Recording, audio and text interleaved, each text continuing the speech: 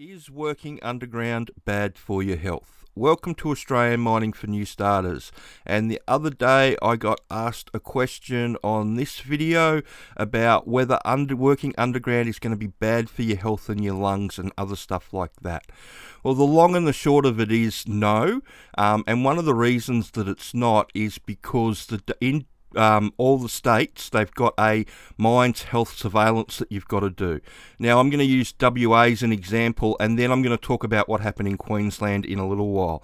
But you can click on any of these. If you just type WA mines health surveillance into Google, you'll see all these ones come up. I'll let you have a look through that yourself. But basically what happens is that when you start, they do a full medical on you, including lungs, and every 5 years that you work on a mine site, you have to redo that. And that's not at your expense, that's at the expense of your employer, and the onus is on your employer to keep track of you, make sure that you've done the medical when it's required.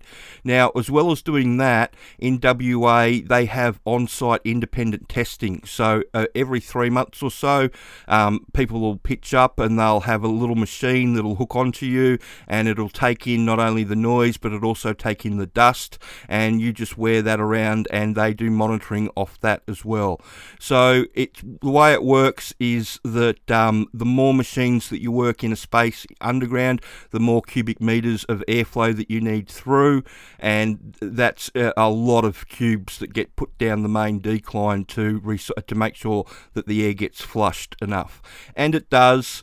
WA hasn't really had a problem with silicosis in their mining industry for a lot of decades now, and that's down to the fact that they're really hard-nosed about compliance, and they make sure everybody does the mine health surveillance when it's appropriate to do so, and they take it very seriously. Now, what happened in Queensland with the black lung in the coal mining industry, it wasn't a case of in WA and the other inspectorates, only people that are miners are allowed to actually do these mining health surveillance medicals, whereas in Queensland, instead of the employer having to pay for it, up until I think it was 2019 or 2020, they'd get the person that was applying for the job to pay for the medical. So instead of doing maybe 6,000 or 8,000 of these lung function tests, or these looking at these X-rays for lungs, like they would in WA or New South Wales or somewhere else, they were doing 50,000, and it became quite apparent to the people doing it that most of these people weren't going to work in a mine and aren't working in a mine, so they just flick through them at quite a rate. And because they flick through them at quite a rate, a whole heap of people got missed. And I think it's well over 100 people that have developed black lung, unfortunately, because of that in Queensland at the moment.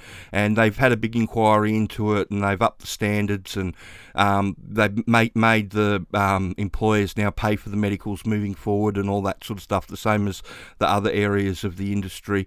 But that's what can happen if it goes wrong.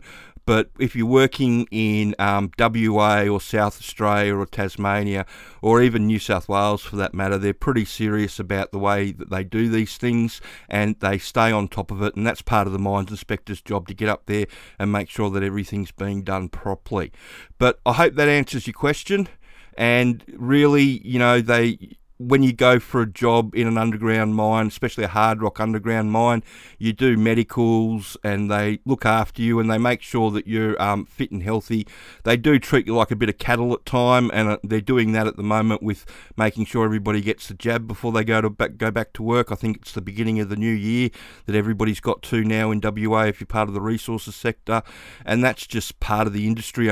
Fortunately or unfortunately, whichever side of the coin that you fall on, it's just the hoop that they want you to jump through, and it's no different than any other hoop that they make you jump through. But thank you for the question. I hope that answers it for you, Nate. And if you've got any more questions, please send them through. And if you could, like the channel and smack the like button and share this information around. Thank you.